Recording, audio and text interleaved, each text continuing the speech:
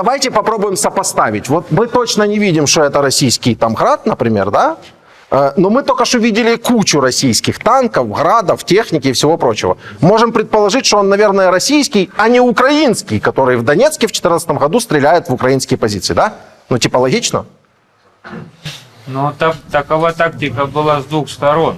Даже первоначально, когда ВСУ находились вот на наших территориях, допустим, на территории Донецкой области, еще не отходили. Они точно такое же делали. Они стреляли в сторону Они, может быть, и делали точно такое же, но я вам сейчас показываю это. Я не знаю. Может быть. Я же не отрицаю. Это война. Еще раз говорю, просто берите причину этой войны.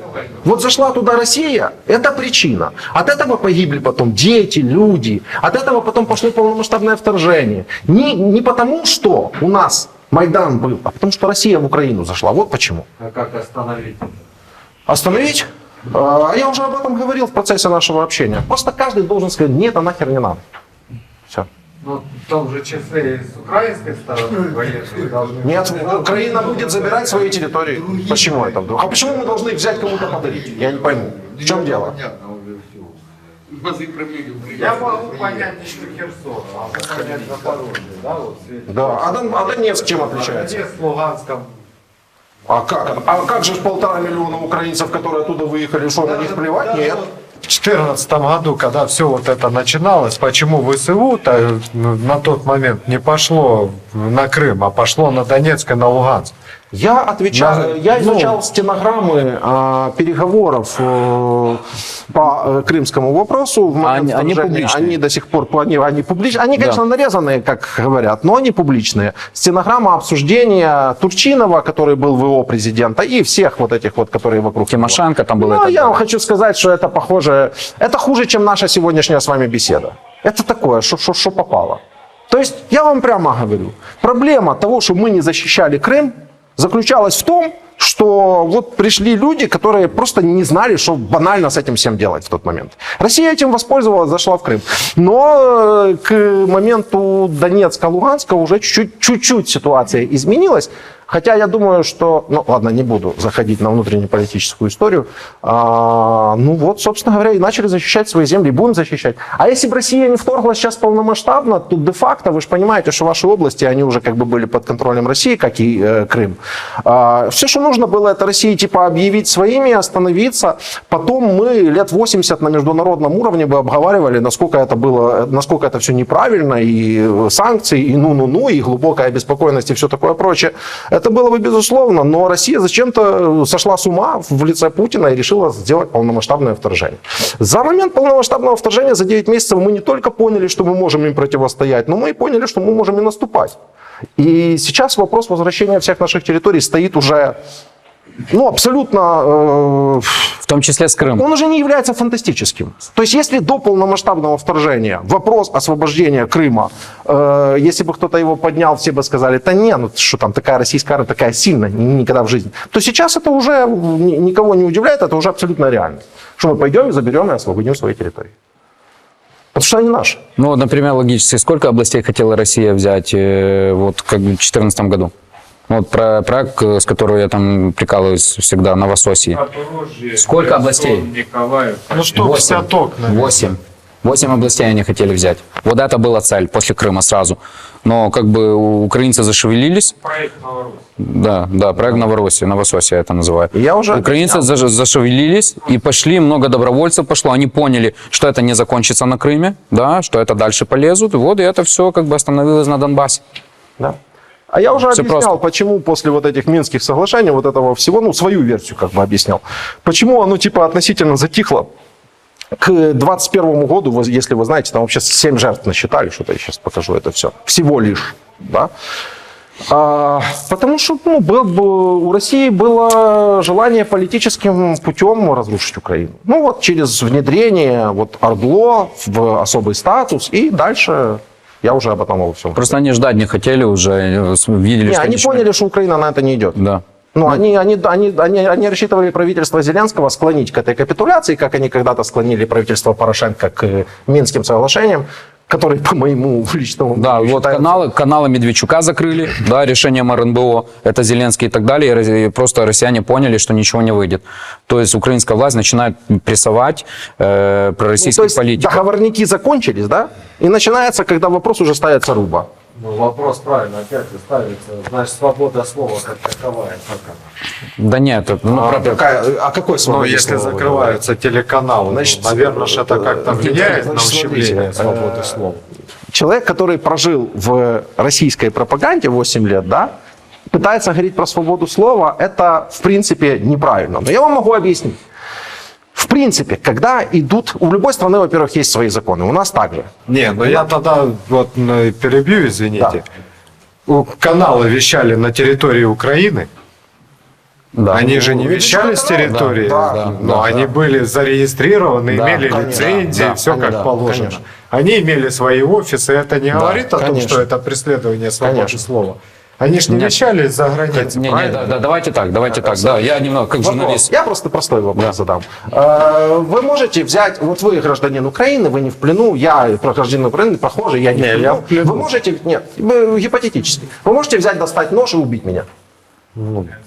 Могу, Это будет преследоваться по закону? конечно. То, что вещалось на телеканалах Медведчука, у нас тоже преследуется по закону. Есть соответствующая комиссия, которая это рассмотрела и закрыла эти каналы. Надо было это сделать, конечно, в самом начале, но...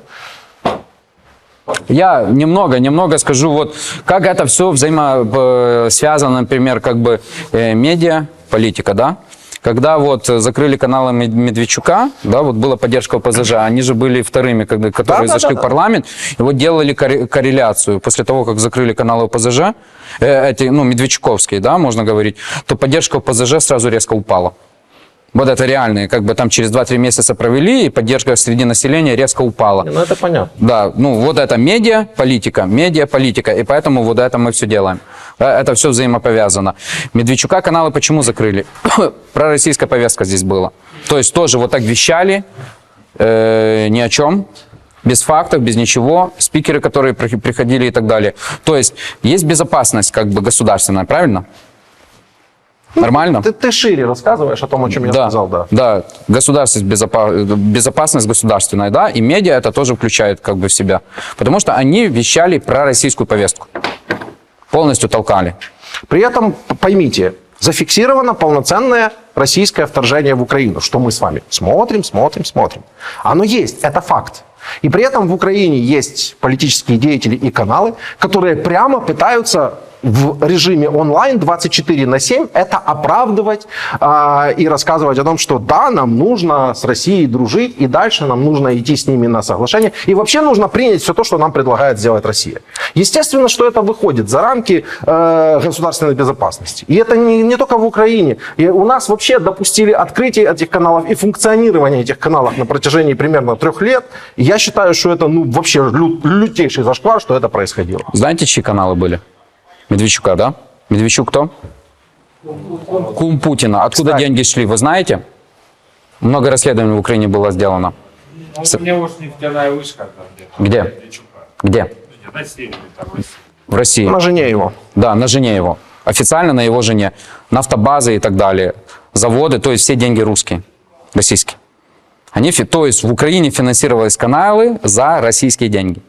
Но у него и в Украине было Если- большое количество если бизнеса. украинский бизнес, А при этом зафиксировано вторжение России в Украину. Знаете? есть же, Украинские бизнесмены, у которых бизнес в России, я даже не знаю. таких. Украина напала на Россию. есть же не Ну а что, зачем вы вообще об этом говорите? Ну есть.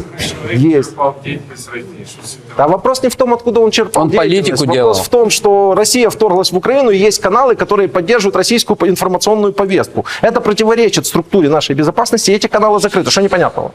Вот сейчас много пареная репа. Вот сейчас много журналистов с этих каналов медведчуковских, да, они резко перекрасились, да, они резко переобулись. Если все так было хорошо, и они вещали правду, то зачем переобуваться? Что случилось, что произошло? Да, что произошло? Вот. Так что давай досматривай. Журналист вторая профессия. Журналист вторая профессия просто. Кстати, своих Самое не древнее. бросаем лозунг известной российской армии, забыл. Знаете, в каком случае он сработал? Ровно один мне такой известен. Не в нашем случае. Нет, не в вашем, это я понимаю. В каком случае сработал за время полномасштабного вторжения России в Украину этот случай? Красавчики. При том, что отдали вместо него... 200. Нет, 150. Потому что 50 150 россиян вместе с Медведчуком тоже отдавали. Ну, давайте будем ближе к реальности. Я сам точные цифры не помню, но примерно так. И что интересно, что отдали же вместо него командиров Азова, командиров Морпеха. Это тех иностранцев, это тех, про которых рассказывали, что их там будут казнить. Чепушилин там эти самые наварил какие-то на сцене граты какие-то там, что-то там, спектакли они устраивали, какой-то трибунал они готовили. Говорили, что этих не отдадим никогда и ни за что. Это олицетворение вообще украинского нацизма. И я после этого, кстати говоря, я за вас, за всех борюсь, между прочим, как бы вам этого хотелось или нет. Я тогда вышел и сказал: послушайте, но если вот это вот олицетворение с точки зрения России уже нам все равно вернули, то почему бы тогда не провести обмен всех на всех? Да? В чем тогда проблема? Если этих самых страшных уже отдали, почему не отдать остальных, а мы отдадим вам ваших? И я постоянно задаю такие вопросы. Надо еще путинских кумов наловить и будем украинских воинов высвобождать. У путинских кумов, в отличие от вас, будет все хорошо. Не, ну наловить их, блин, и поменять потом на героя Украины. Медведчука знаете, где видели в последнее время? В Ялте, там всех прослыл, в Бресте, да? Кто видел? Кто сказал? Да, все хорошо у него. Нормально. У Януковича тоже там все хорошо. Еще один такой вопрос я вот недавно задал россиянам, ну просто у себя в шорте, в Ютубе.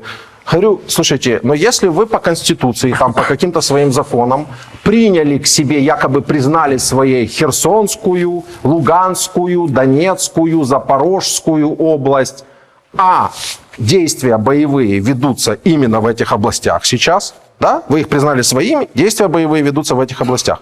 Почему у вас везде по телевизору говорят «погиб на Украине»? Что такое? Где сбой механизма пропаганды? Вы же признали своими территории? А? Ну, не состыковочка. Ну, вы же признали своими эти территории. Так говорите, что они уже погибли на территории России. Ну, а почему я их призываю к такой честности невиданной, да? Да просто потому, что когда они будут с позором терять эти территории, когда мы их будем забирать, пропагандончикам будет очень тяжело говорить об этом, потому что они уже, получается, свои территории потеряли. А так у них, понимаете, как бы на двух стулах одной попой постоянно желание усидеться. Тут вот Херсон наш, тут вот уже не очень он и наш, и не очень и хотелось, уже с доброй волей, и все такое прочее. И знаете, в чем самая большая дичь вот этого всего, что пропагандисты говорят? Россияне будут верить в это все. Вот верили Конечно. в телегу. Вот они в любое говно будут верить, что им будут вещать с телевизора. Я могу даже попробовать предсказать финальную версию россиян. После того, как мы заберем все свои территории, дальше мы, естественно, никуда не пойдем, потому что нам 300 лет не нужно. Просто забираем свои территории, версия россиян. Вот видите, мы защитили свои территории. Да. А иначе нас бы никто не уважал, и нас бы захватили. На нас бы напали. На нас но бы мы напали, и нас бы да. захватили. А вот таким образом мы вот отстояли свой авторитет на международном уровне. Но это при том, что... И никто уже не будет говорить о народе Донбасса, который Нет, бомбили зачем? и так далее, Народ защищали. же Херсона уже ж не такой важный Да. стал в один момент, правильно? Что народ Донбасса тоже может быть не таким уж важным в один момент. Это вполне себе вкладывается, вписывается во всю российскую пропаганду. И они поверят. Поверят. Они скажут: молодец, Путин, правильно ты все сделал. Иначе нас бы захватили чертовы проклятые натовцы и вот эти все... Смешно, да? Ну, будет Ну, так. это будет так. Машину сделаешь лучше Илона Маска. Ладно, давай, 5 минут осталось, смотрим.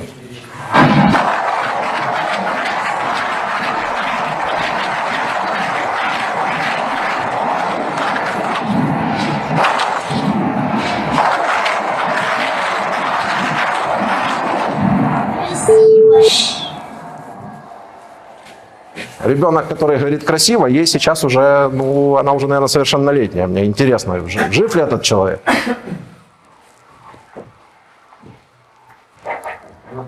Террористы, ополченцы стреляют из установок «Град» сразу в две стороны. По укропам и жителям. Опять-таки, 7 лет назад опубликовано видео, я не знаю. Просто смотрите. Вот просто как есть.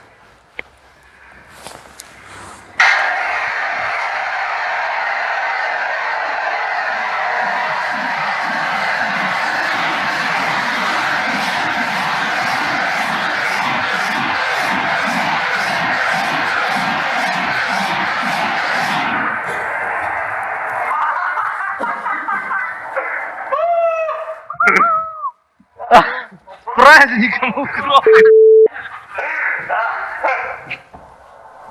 Доказательства обстрела градами из российской территории, украинской, из России украинской территории 16 июля, город Гуково. Ростовская область. Тут человек заморочился, это не мое видео, заморочился. А показал. таких карт много было. Да. Вот когда мы говорим, вот Добропилля, Зеленопилля, помните, это какая это область? Ну, Донецкая, Луганская? Вот место съемки, вот он показывает геолокацию, откуда это происходило. Вот он выравнивает карту, сейчас покажет, как это место выглядит вот реально. То есть, ну, заморочился человек реально. Хоть оно и аматорски, но это лучше, чем... Я воспринимаю такую работу лучше, чем любую профессиональную. Потому что действительно прокликал, все показал, ландшафт, все показал. 38 километров.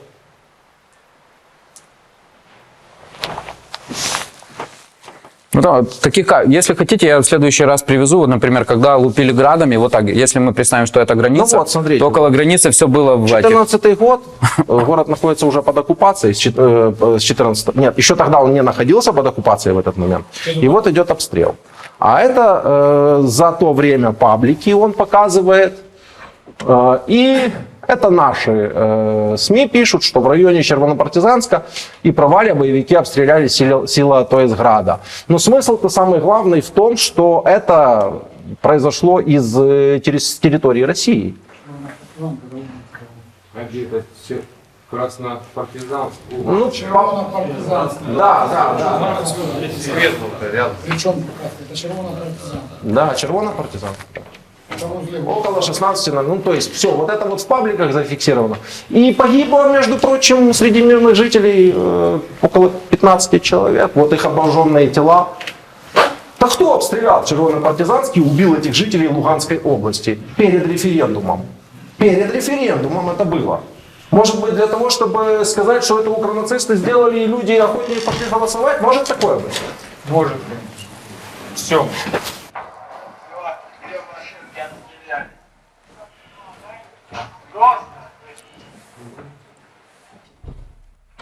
Скажешь, Леха, в Чите, ебать. Вот ты в Норильске, вот завидели, где я живу? Конечно, не увидишь. Посмотрите, сколько людей. Просто идет огромная толпа. Мост Это просто вопрос у меня такой. Этот город правда бомбят? Червонопартизан? Нет, сейчас Донецк. Ну, это правда город, который обстреливали 8 лет и как бы продолжают обстреливать? Точно? Так бывает? Окраины, Окраины? Выйдите в Мариуполь сейчас. Покажите мне окраину или центр. Харьков то же самое, между прочим. И просто... У нас праздник Донецкий, день города и день шахтера. Сейчас я нахожусь на проспекте Ильича, вот там брусчатка. Вот в Харькове вы за полгода вот такого вот, вы там не увидите. Потому что там места живого от прилетов нет. Ну, Донецк бы стал бы таким, как Мариуполь, если велась бы полномасштабная война, то есть по выкуриванию, допустим, сепаратистов в Донецк. Это я понял. Ну, 8 лет же бомбили Донбасс. Ну вот, посмотрите, эти улицы. Это, кстати, асфальт еще от Украины остался, Ну, насколько я Донбасс понимаю. это не только Донецк. Бомбас или Донбасс? Бомбили Бомбас. Это так же, как Новороссия, Новососия. И вот набережная. Ну, мы по нашим этим уже трек записали, неплохой. Я сейчас включу. Если интернет.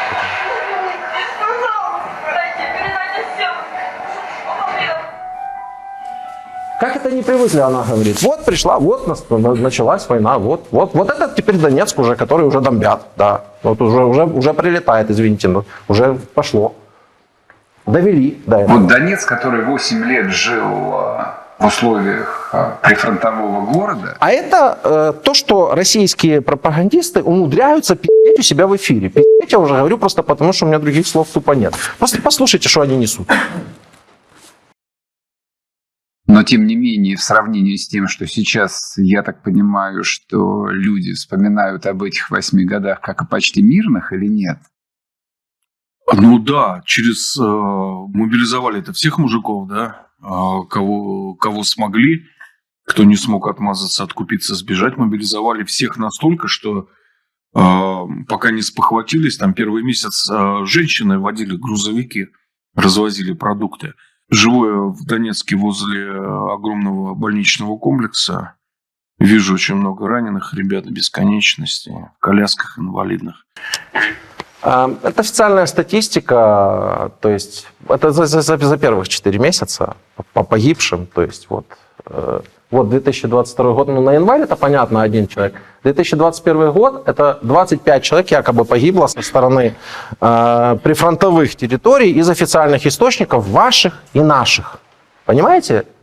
2021 год. Ничто не предвещало беды. Конфликт затихал. Все. Допустим, приведем такую гипотетическую ситуацию. Россия признает эти территории своими, что она в принципе и сделала. И у меня в тот день был стрим, и меня спрашивали, будет ли полномасштабное вторжение. И я отвечаю, что я не вижу логики. Я не вижу логики. Но если Россия всей своей армадой сейчас зайдет на вот эти вот территории, ну, мы не попрем против них. Это очевидно. Но зачем-то Россия решила вторгнуться по 6 направлениям. И как бы понимаете, да? То есть Планировалось наступление на Донецк. да? Кем? Украиной? Украина. Кто говорил? У вас карты тоже есть, да? Покажете? Таких данных уже нет. Лукашенко? Ай-яй-яй, что в голове у людей, боже. Короче, пройдемся, подрезюмируем. Эти 2 идиота признают, во-первых, что Донбасс 8 лет имел относительно мирную жизнь. То есть эти 2 кретина прямо признают, что это они своим пропагандонством принесли то, что там сейчас происходит. При Украине это был мирный процветающий город. Факт? Да. В 2014 году на Донбасс пришел русский мир. Факт? В 2022 году за мир погнал жителей Донбасса на смерть. Русский мир. Факт? Факт. Украина воюет за свои территории. Факт? Зараженные в биолабораториях птицы и комары миф. Ну это не утверждаю, давайте аргументируйте, очень интересно. Почему они до сих пор никуда не полетели? А? Умерли. Друг от друга заразились и умерли. Правильно. Блин. А что, реально? Биолаборатории дали сбой. Стоп. А ты спрашиваешь, в этих биолабораториях, ты реально, они верят в это? Ну, некоторые, да. Ну, честно говоря, это настолько по-дебильному даже звучит. Я им Михалкова иногда ставлю, он там говорит про эти биолаборатории, что славянский этнос хотели уничтожить. Это Бесогон это его, да? Да. Они сами с этого ржут, если честно, потому что абсолютно непонятно, как мы собирались уничтожить именно славянский этнос в России, коей там, я не знаю, какую часть долю населения составляет, но в Украине на коэффициент населения славян точно больше, и, соответственно, вообще непонятно, как мы должны были впаять этим комарам GPS, чтобы они прилетели именно в Россию, уничтожили там именно славянский этнос, и чтобы это не пошло к нам дальше или в Польшу. Ну, непонятно. Но это миф. Иностранные наемники в ВСУ, что вас так сильно взбодрило, и я продолжаю говорить, это миф. Есть официально нанятые добровольцы. Этого никто не скрывает. Это официально, это прямо. Это иностранный легион, это так называется. Да? Ну. То есть вы можете, конечно, считать их наемниками, но это будет разговорное. Потому что есть Женевские конвенции, есть формальные вещи. И формально вот наемниками является ЧВК «Вагнер», которые находятся рядом с россиянами, про которых по телевизору говорят, и они их не видят. Но наемников ВСУ, которых формально там нет, они видят. Ну вот, я не знаю. Дальше. Зато меняешь их хорошо. Но тем не менее, в сравнении с тем, что сейчас Кого смогли, кто не смог отмазаться, откупиться. Так, ну про добровольцев сказал, наемники Вагнера сказал. Союзники помогают Украине против агрессора. Факт.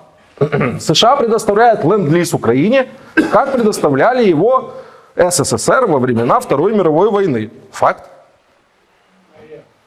Ну факт. Без бабок, друг мой, без бабок. Без бабок. Понял? Без бабок. Запиши, без бабок. Войну еще. Что? Союз платил. Союз платил, я же объяснял, был договор об обратном ленд-лизе. Пока что такого договора нет. Ну, то есть давайте по фактами жить. Да, Сейчас нет. смотрите, мне кажется, вчера... Завтра будет, нет, ну зерна насыпем, там у нас его хватает, там подсолнухов можем выслать, не вопрос. Вчера, я не помню, где я это читал, вчера, мне кажется, утвердили в Штатах как бы помощь Украине. Это самая большая со времен Второй мировой войны. Таки война самая большая. Да, это со времен Второй мировой войны самая большая помощь Америки другой стране, это Украине. Действия рашистов схожи с действиями нацистов. Ну, с этого мы начинали. Этот ролик мы до конца не досмотрели. Там очень мега до хрена аргументов. Ну, это я на этом дело Сбежать мобилизовали всех. особо не настаиваю. Пока не спохватились, там первый месяц... То есть они сами рассказывают о том, что привезли всех и отправляли на мясо. Донецкие вузы. Реально, не стесняются. Больничного комплекса.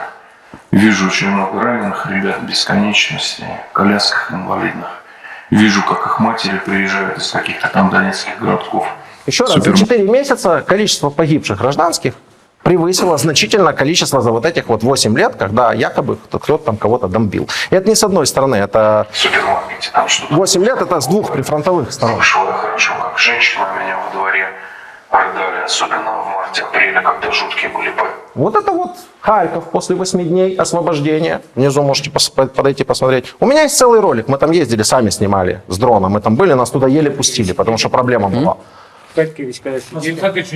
А вот Донецк. А? Есть, но у меня на 40 минут летали, снимали. 40, я Любомиру отправлю, с удовольствием посмотрите. Мы тут полуторачасовой ролик сегодня смотрим, как бы с 9 утра. Это с удовольствием. Я приезжал на выходные тоже постираться. Ну, вот Мариуполь, например, в 2014-2021 году. Я там был в 2021 году прямо перед полномасштабным вторжением. Прекрасный город, у меня даже видео есть. Классный город, все на русском говорили, на украинском говорили. Люди кайфово жили вообще. Нормальный, классный город. Мне очень понравился Мариуполь. Но это то, что от него осталось в 2022 году. Вот. Освобождение, да? Разговор про освобождение. Конечно, до этого 8 лет были мирные.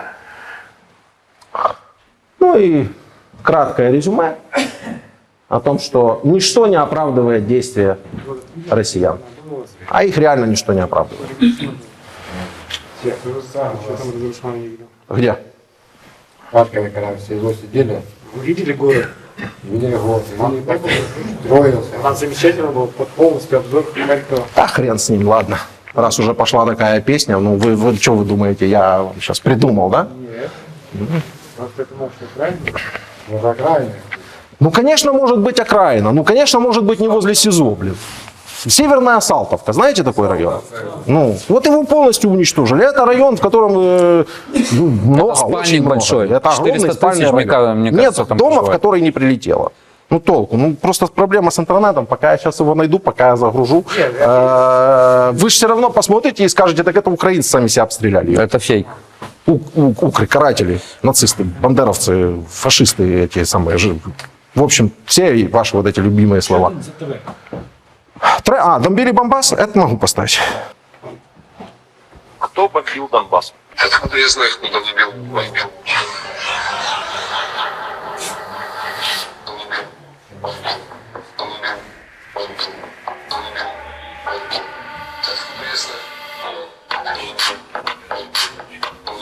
Качає? Но на нормальном саунде покачало. Бомба.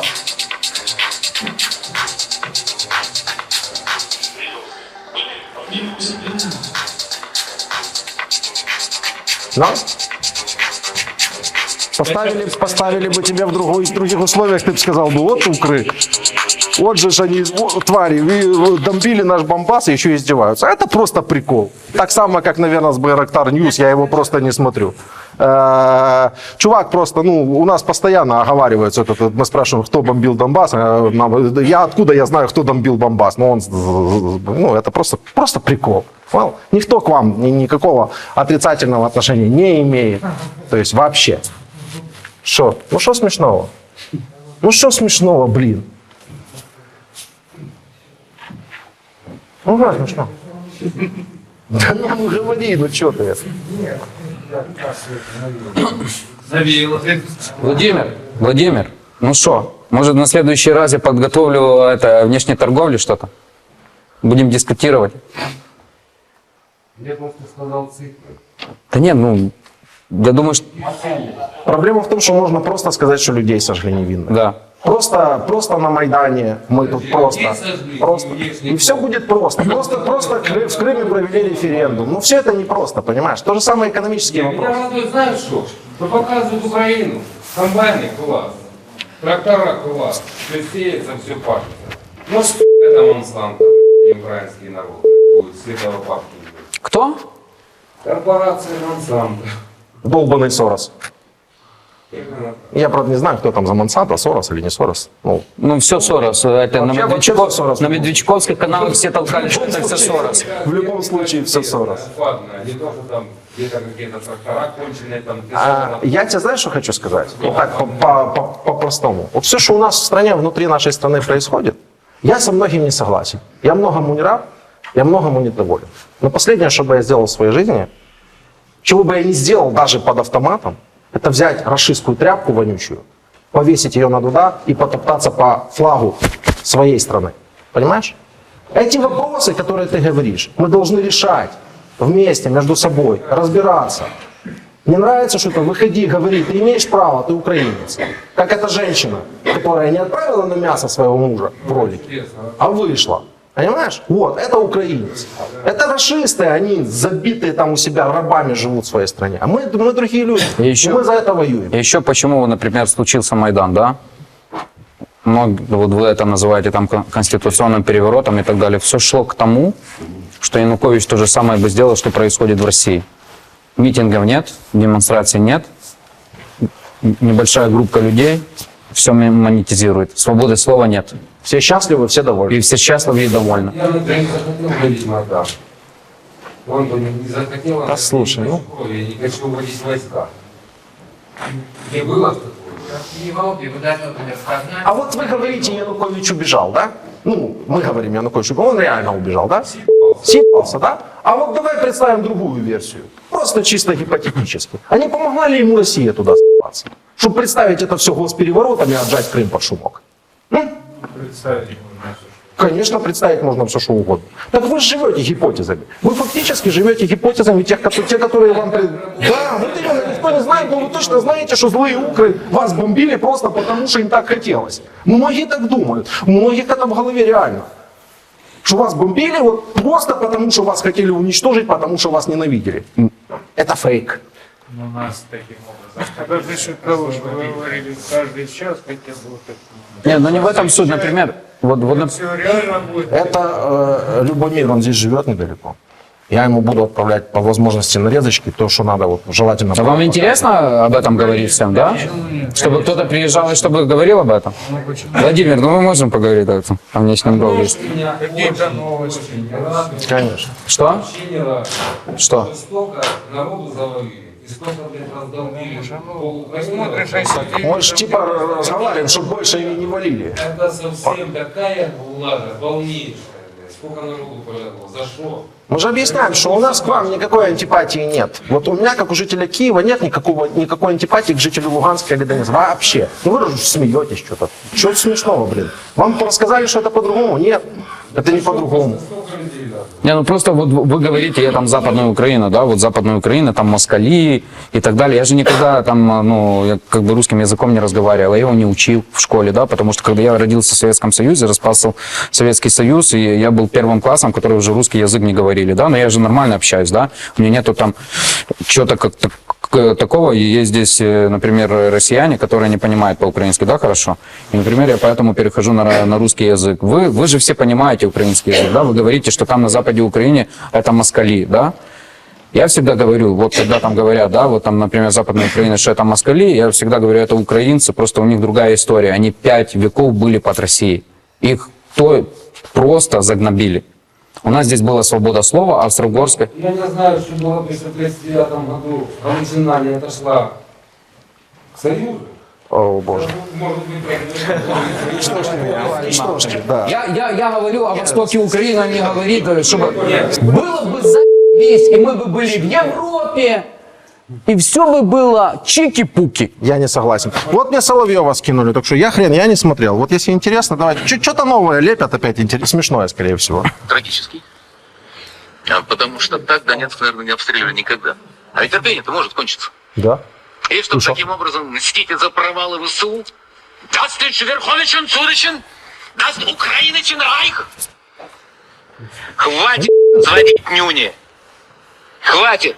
Верховный главнокомандующий еще в середине лета поставил задачу обеспечить безопасность Донецка. Мелкий Райх. В середине лета верховный главнокомандующий, когда уже у России было около 50 тысяч трупов, сказал, мы вообще-то всерьез ничего не начинали. Было? Сказал? Слышали? Было. Проблема. Да, проблема была, проблема. Что еще ничего серьезного не начинали. Уделить час времени и потом кидать вот эти все разговоры в паблик, знаешь, последние новости с пленными. Если бы я здесь жил, я бы так бы хайпанул. Украинский не имеет права на существование. Всем украинцам Нахт, Дойчланд, я своим хозяевам. Это что вам рассказывать хотите? Это ж телевизор, это ж... Я не знаю, что нужно еще произойти для того, чтобы мы действительно сделали то, чего мы все так хотим. Это, кстати, беглая одесситка. Ну, вот с этим вот голосом. Нет, это сегодня, это сейчас вот скинули в канал. В отношении Киева. Я не знаю, сколько еще должно погибнуть людей. Какие чувства расчет? Иначе... Да, Я вместе вы хочу. знаете, смотрели. Что тогда говорить так, что плачьте с нами, плачьте как мы, плачьте лучше нас? Мстить надо за наших погибших. После победы ну всем оплакивать и переживать. Основной канал. Это боль, которая должна давать силы к мщению и к ненависти. И целыми днями они рассказывают про то, что надо больше обстреливать ракетами Украину, больше. Они просто боятся признаться, что, если честно, ракеты-то уже как бы подходят, ну, не к концу, но половины арсенала уже нет. А для своей же жопы защиты это тоже что-то надо оставить, потому что там же это самое НАТО не дремлет.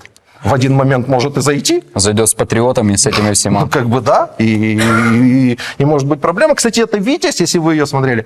У нас такой небольшой флешмоб. Мы своим пленным, ну, нам донатят, там на Patreon сбрасывают, спонсорство есть, да, люди, деньги, украинцы там.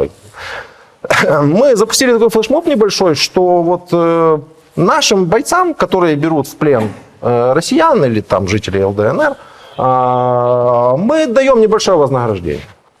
Ну, там в среднем $400 за человека. То есть вот он взял в плен, сбрасывает нам видео, что я его взял в плен, не застрелил, все нормально, все. Дальше я не знаю, что с этим пленным. То есть я его не себе покупаю, да, как многие там могут подумать, не в рабство, да, а просто факт того, что идет пополнение обменного фонда, потому что все, что вот я делаю, это в основном нацелено на то, чтобы вернуть наших людей домой. Ну, мне говорили, 200 я заработал, по-моему, заработал. Ну, красавчик. Наш пацанёра себе берцы нормальные купит хоть? Ну, 80-я бригада, ты ошибаешься. Да, ну я ж не знаю, или он нам отправлял. А знаешь, вот что мне приятно? Да, я сам... говорю про «Витязь». Это сумасшедшая. От злости, прочитав то, что мы собрались делать, объявила за меня награду. Как думаете, сколько? $500. $400. $1 $1000. О, так дышим. Так я ей пишу, говорю, слушайте, говорю, если у тебя такие расценки, то давай я тебя вместе со всем твоим аулом просто выкуплю, да и все, будете у меня батрачить, там, я не знаю, картошку сажать, копать. Ну, без проблем. Но эта тупорылая, что самое главное, не поняла одной простой вещи. Я же жизни спасаю этим людям, за которых я деньги плачу. Их же застрелить могут. Ну, глазом не так моргнул, рукой не так повел, и застрелить могут. И это что с нашей, что с вашей стороны при взятии в плен. Я не прав? Что я делаю? Я мотивирую наших бойцов немножечко вознаграждением небольшим, чтобы они брали в плен. По крайней мере, старались это сделать, не рискуя своими жизнями. А эта сумасшедшая за мою голову объявляет награду. Вот в чем суть российского пропагандонства. Оно не понимает, оно тупое. Оно берет и меня само раскручивает. А люди, которые интересуются этим вопросом, они понимают, блин, так он же жизни российским солдатам спасает, зачем же его убивать? Ну, у меня все, наверное. Посмотри, есть вопросы, много вопросов должно быть. У меня вопрос. Давай. На ютубе видеоролик, на котором представительница Белого дома По-моему, это на Конгрессе было, призналось американского, был прямой эфир с американским журналистом. Признал наличие американских биологических объектов на территории Украины. У меня вопрос. Чем занимались эти объекты, если есть возможность выяснить? Если берете, я бы понял, берете, например, Википедию. Если не доверяете Википедии, обязательно проверяйте источники, на которые она ссылается, потому что там есть вот циферки, это источники соответствующие. Берите любой другой источник, которому вы доверяете, и просто читайте. Просто забейте «биолаборатории в Украине». Вы поймете, что они здесь были, всегда. Между словом вы поймете, что биолаборатории, когда они есть, это хорошо. Плохо, когда их нет. Это означает, что страна не цивилизованная, она не разрабатывает никаких защит от вирусов и так далее и тому подобное. Биолаборатория – это абсолютная норма. Я вам больше скажу, у нас на рынках биолаборатории. Прямо на рынке биолаборатория. Купил помидоры, можешь зайти и проверить их на пестициды. Это биолаборатория. Это хорошо, что оно есть. Плохо, когда его нет. Так вот, с 95-го года, по-моему, вы уточните, когда будете читать, я ж уверен, что вы это будете делать, это происходит в биолаборатории, у нас разрабатывают, проводят опыты и так далее и тому подобное в сотрудничестве с американцами. У вас проблема с этим? Но не комары и не насекомые, которые должны атаковать Российскую Федерацию. Нет, давайте, какая у вас с этим проблема? С 95-го года. Как появится возможность попасть. Я могу пока показать, а биолабораториях это показывали на украинских медведчуковских каналах, кстати. Я могу как-то привести и показать эти ролики, что они говорили. Тогда был наш президент Зеленский. Так. Украинский наш президент Зеленский. Украинский. Ну, украинский. Если наш, то украинский. Украинский. Да. Все дело не важно. Он пишет, значит, у него будут обменены все военнопленные. Ні один український захисник не залишиться у ворожому полоні. До Нового року. Да. Так, только вот дату не указал. Вы не Я уже слышал заявление с российской стороны об этом, а мы про обмен всех на всех начали говорить уже месяца 3 или 4 как. Давно, в общем. А ВОЗ поныне там, да? Проблема основная в чем, я вам скажу. Вы можете, конечно, в этом сомневаться. Проблема основная в том, что россияне, когда они были под Киевом, когда они были под Сумами, в том же Мариуполе, в Харьковской области и так далее, они нагребли в Россию очень много несогласных с их позицией украинцев, гражданских. Не военных вообще. И их там тысячи. Их там тысячи. И вот Россия их пытается выдать в качестве военнопленных. С чем мы как бы категорически не согласны, потому что количество именно военнопленных у нас и у них приблизительно равное. И действительно можно свободно производить обмен всех на всех. А какая это цифра? Это цифра в радиусе 2000. Стоит. Да. И то есть посчитаешь, что это раскидывал? Вам не обязательно знать все. Я вам говорю, около 2000 там и здесь. 150 человек. Хорошо, вам плохо? Так что там В смысле? Так от вас тоже были обмены. От вас тоже были обмены. Вот с других мест, где содержатся пленные, тоже происходят обмены. Тоже не всецело, как бы, а частями. Вообще это все зависит от той стороны, потому что они запрашивают свой список на обмен. Они. Нам какая разница, кого вообще выдавать? Да, это неправда. Давайте так сказать, что типа вас не обменят. Вот половина с тех, с кем я говорил, их уже здесь нет. Я аж был здесь 5 месяцев назад, вообще были другие люди. Вот одного парня вспомнил, все. Кто? Я 10 месяцев. 10 месяцев, 9,5 месяцев нахожусь в плену. Никто ничего сделать не может. Я же говорю, бывают разные случаи. Я не ведаю, говорю как есть. И как бы типа обмен всех на всех, да, действительно, мы ждем, мы надеемся, что он проведется до Нового года, а наших мирных гражданских людей и так должны отдать. В чем прикол вообще? Что за штуки? Зачем они вам нужны, во-первых? Вы же из них военных не сделаете. Сколько вы там своей пропагандой не будете про пташку нашу, которая медик, рассказывали, что она снайперша и что у нее нашли винтовку, на которой 40 насечек о убитых россиянах. Это как про мальчика в трусиках, то же самое. Она медик. А другую отдали, Монова фамилия, тоже медик. Да, ее содержали в Донецке, да, в относительно нормальных условиях, но она была беременная. Зачем вы ее держали? Она родила через 3 дня после обмена. Зачем вы ее там держали? Что за... я серьезно, я вот здесь вот россиян вообще не понимаю в этом смысле. По обменам это болезненная тема. О! Жест доброй... Вот это да, вот это был бы жест доброй воли.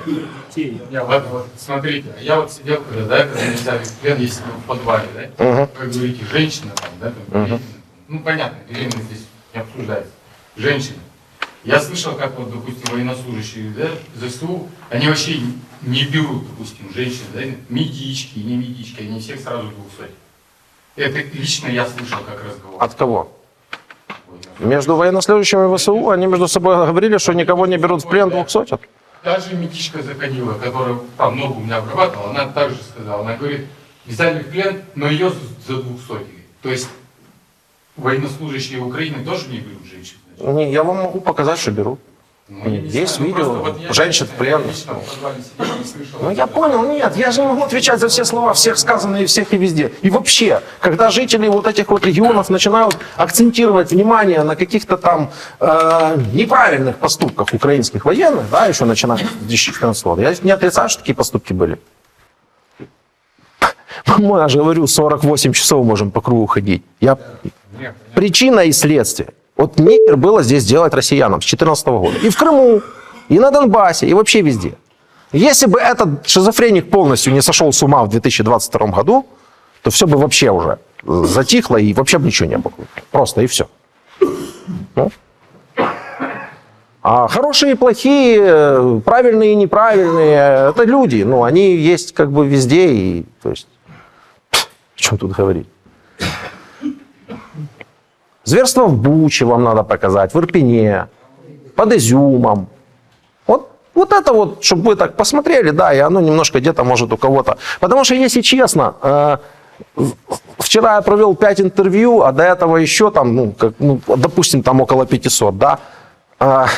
Все рассказывают все, но мало кто искренне скажет, слушайте, украинцы, извините вообще, что ли? Извините просто. Я понимаю, жители Луганска, Донецка этого делать не будут, потому что они считают, что перед ними тоже должны извиняться. И где-то в этом есть какой-то смысл. Но россиянин, который приехал стрелять из танка по украинскому городу и реально в этом признается, он мог бы сказать в конце видео, просто извините, потому что это неправильные действия. Нет, такого нет. Но мы этого и не ждем от них. Мы не ждем, что у них проснется совесть. Это бесполезно. Но если люди, если есть целый народ, 140 миллионов человек, который не думает о себе каждый, да? О какой совести можно говорить? Я каждого из них спрашиваю, что ты сюда пришел? Я не знаю. Еще раз бы пришел? Нет. Почему? Потому что я все понял. Тяжело было понять перед этим? Да нет, там иногда даже есть, вот я не знаю, они искренне это говорят или нет, вот этот, был здесь, кто Илью Черноуса, этот москвич Сукоин был, да? Черноуса. Его обменяли, Раша туда уже показывала, и говорят, какие планы, там журналисты спрашивают, он говорит, восстановлюсь, буду думать, как помогать фронту. Не-не-не, видео про переобувание у нас есть абсолютно четко, то есть, что они говорили у нас, что они приехали, говорили там, но главное, что врут они, опять-таки, настолько нелепо, что разоблачается эта ложь вот так вот, просто элементарно. Потому что выходит человек, который улыбается, видимо, он понимает, что настолько настолько смешно ему самому врать про это, да, что он просто улыбается. Да, он улыбался тоже. Да, говорит, не кормили, держали только на воде. Я беру его видео, где его берут в плен, этого же человека. И ставлю перед этим видео, потом это, потом снова то, потом снова это. И у него лицо же как бы в половину меньше, когда его берут в плен, чем когда после плена он рассказывает, что его не кормили. Так в какой момент его не кормили? И очень странно не кормили. Нет, понятно, что их заставляют так сказать, я сейчас договорю, вы поймете. И врут о том, что мы им давали позвонить один раз чисто для картинки. Ложь, потому что у меня в телефоне все переписки с их женами, с их родственниками, голосовые сообщения, несколько звонков. Мне пришлось это все опубликовать. Опять. Ну, вот я вроде как не должен, потому что я им давал по-хорошему, просто свяжитесь, что там с обменом, там, да, поинтересуйтесь. Они наврали о том, что им давали один раз для картинки. Они ж по мне бьют. Они ж меня представляют, что я вот такая вот сволочь, взяла я один раз для картинки и им показала. Нет, ни хрена. Я публикую все переписки, все их голосовые сообщения. Жрите. Ну, короче, вот, ну, вся ложь разоблачается элементарно. Этот ролик у меня тоже есть. При желании посмотрите.